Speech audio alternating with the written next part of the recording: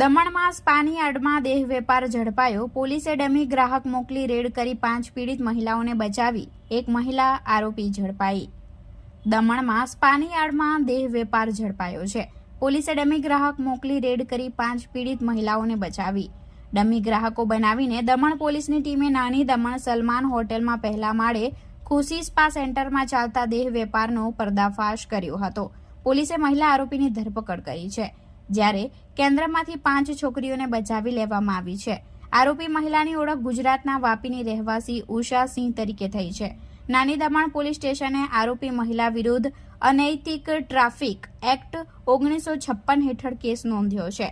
તમને જણાવી દઈએ કે મામલો એવો હતો કે એક વેશ્યાવૃત્તિ સંચાલકની સૂચના પર પોલીસે એક ડમી ગ્રાહકને નાની દમણની સલમાન હોટેલના પહેલા માળે આવેલા ખુશી સ્પા સેન્ટરમાં મોકલ્યો હતો. જ્યારે તે ત્યાંની મહિલા રિસેપ્શનિસ્ટ મેનેજરને મળ્યો ત્યારે તેણે છોકરી સાથે વાત કરી અને સોદો સીલ કર્યો. પછી ડમી ગ્રાહકે પોલીસ ટીમને ઇશારો કર્યો.